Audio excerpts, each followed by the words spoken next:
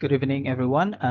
Back again with me, Marcellinus Bhanu from class 33 7A and 07, with my student number is 33220073. And today we will talk about our project 2 of cross-cultural understanding. Let's start.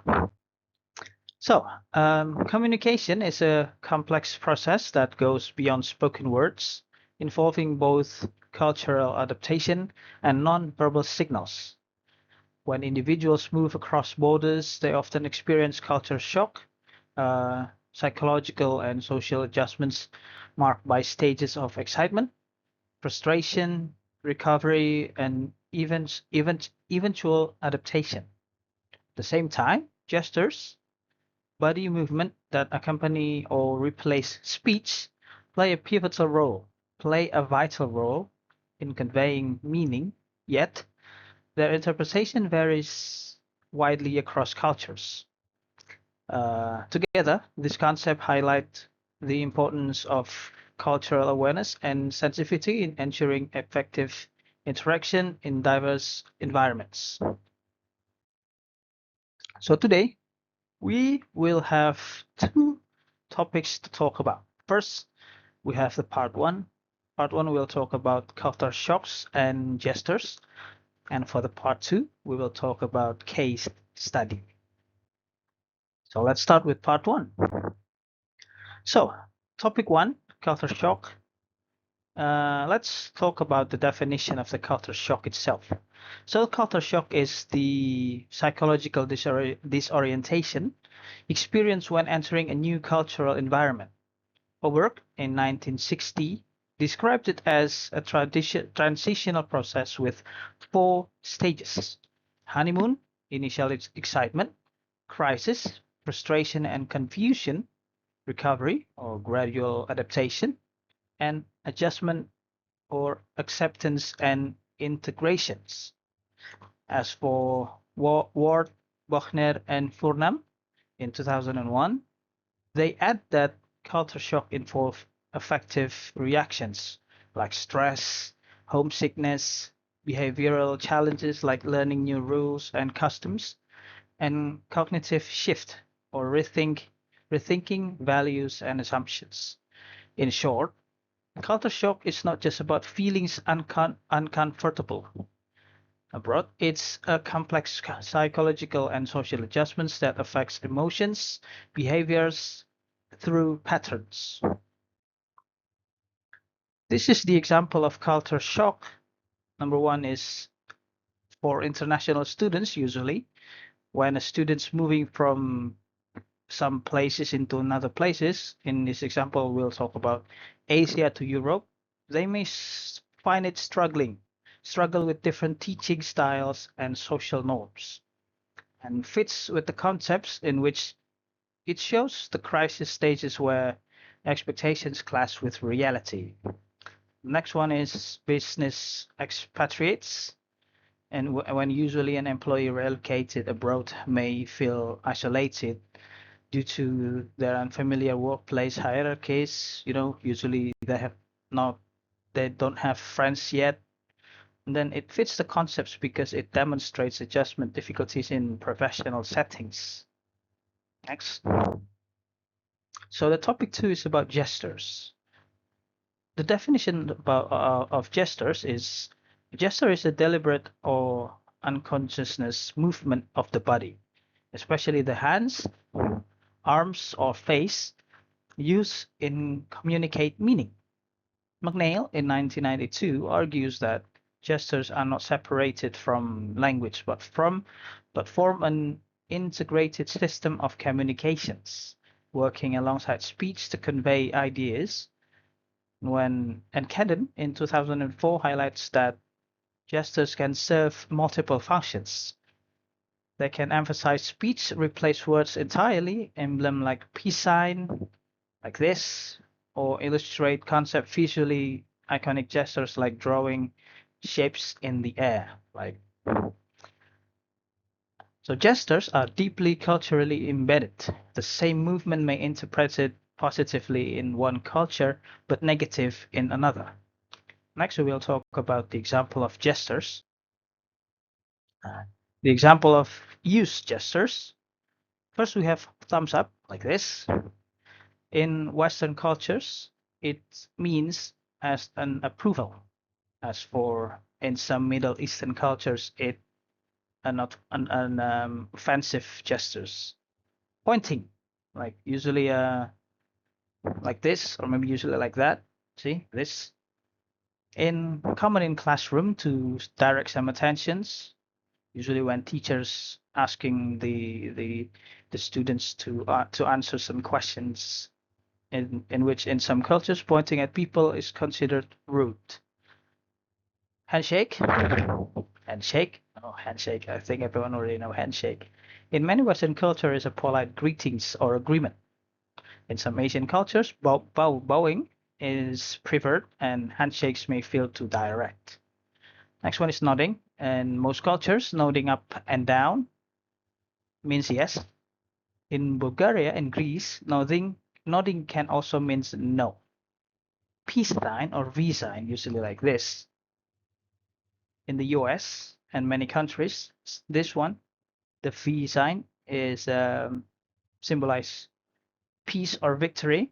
And in the UK, with palm inward like this, is considered offensive, or most people use it to insult others.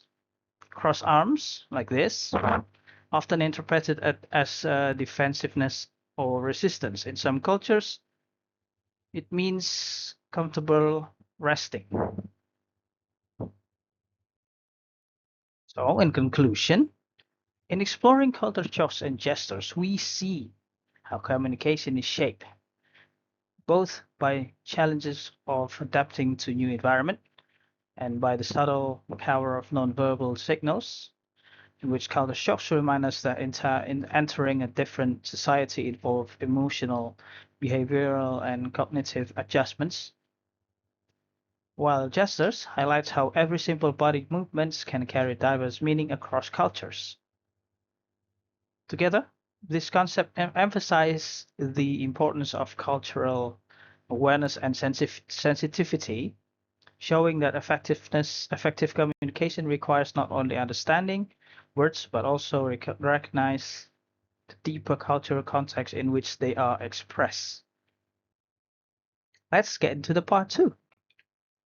Oh yeah, part two we'll talk about a case study or case solving like sorts. Uh, let's start. So, sorry. Today we will have three cases, and let's start with case A. So in case A is a study of stereotypes of Chinese Indonesians, or Cindo, we Indonesian usually call it.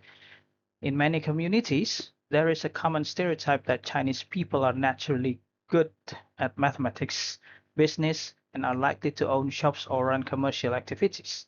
However, this stereotype does not always reflect reality. In this case, Jensen, who comes from Chinese Indonesian or Peranakan family, like Cindo, like I said earlier, struggles with numbers and does not excels in mathematics. She also has no interest in business and does not plan to own a shop. Despite this, people around her often assume she would be a good she good at counting or managing money simply because of her ethnic background. So today's task is we have to analyze the case of Chen Chen by answering these following questions. Number one, what type of stereotype is presented in this case? Explain whether it's a positive stereotype, negative, or general cultural assumptions. Provide reasons for your answer. Next one is what are the negative impacts of the stereotypes on Chen Chen, considering emotional, social, and academic and cultural consequences. Number three, are there any positive impact on the stereotypes? If yes, explains them. If not, justify why the stereotypes if harmful overall. Last question, what specific stereotypes is highlighted in this case? Describe the stereotype clearly and explain it how it influence the way Chen Chen. So these are the answers for case A.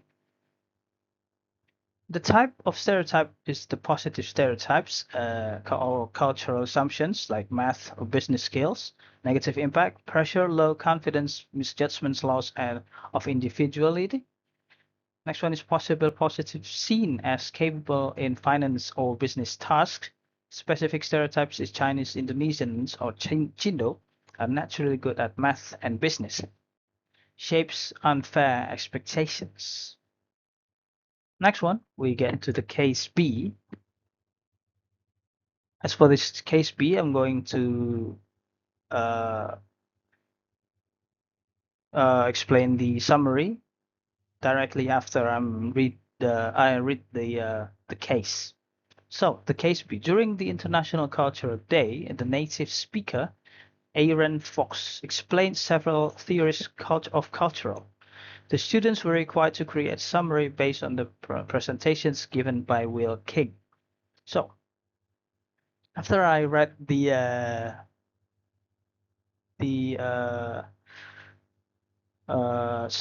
presentations given by Will King, so this is the summary that I can provide. So Will King explains that culture shapes how people think and interact, highlighting major theories to show why differences matters. Hofstede's dimensions reveal contrast in hierarchy, individualism versus collectivism, risk tolerance, gender losses, time orientations, and indulgence. Hall's context theory distinguish high context culture that rely on indirect, nonverbal cues from low context cultures that communicate directly. Trumpnar's orientations add contrast such as rule versus relationship, achievements versus ascriptions, emotional versus neutral expressions, and flexible versus linear time. Together, these frameworks shows how cultural values influence communication and why awareness and adaptations are essentials in cross-cultural settings. We get to the last case, case C. So, case C is body language misunderstanding. Amran, an Indonesian student, feels confused when an American friend greets him by raising a hand with his fingers spread open. In Indonesia, this gesture is understood as a signal to stop, so like this. However, in the United States, the same gesture is often used as a casual way to say hello or waves. This misunderstanding makes Amran unsure how to respond, and he begins to feel uncomfortable in social interactions. He worries that he might appear rude if he reacts the wrong way, or that he might misinterpret other gestures in the future. So, this is today's task. So answer the following question based on the case above. Question number 1 is how does the situation show that body language can lead to cultural shocks? Next is explain why Amran feels confused and how different cultural meanings of gestures can create misunderstanding in cross-cultural communications. Number 3 is what cultural factors influence the meaning of body language in this case. Next is describe how the same gestures can carry two completely different messages depending on cultural backgrounds. What negative effect might this misunderstanding have on Amran's interactions with others? Consider feeling of embarrassment, anxiety, and miscommunications or social hesitations. What problem-solving strategies can help Amran handle the situations? And lastly, it suggests practical solutions such as asking politely for clarifications, observing local social cues, learning common gestures, or practicing cultural awareness. So these are the answers. So culture shock link, same gestures stop in Indonesia or hello in US equals confusion. Cultural factors, norms, shapes, meanings, gesture vary by background. Next one is negative effects, embarrassment, anxiety, miscommunication, and hesitations. So the solution is ask for clarifications, observe local cues, learn common gestures, and practice awareness. So in conclusion, for the part 2, the case of Chen Chen shows how even seemingly positive stereotypes can be harmful by creating unfair expectations and ignoring individuality. Wilking's presentation on cultural theories highlights frameworks such as Hofstede's, Hall, and Trompenard's that explains how values and communication styles that differ across societies. And Amran's misunderstanding of body language illustrate how nonverbal cues can vary greatly between cultures and lead to confusion. So together, these examples emphasize that intercultural communications requires awareness, respect, and adaptations. Avoiding stereotypes, understanding cultural theories, and recognize differences in gestures are all essentials for building effectiveness and respectful interaction across cultures. So, uh, that's all for the presentations of the Cross-Cultural Understanding Project 2, or the last project.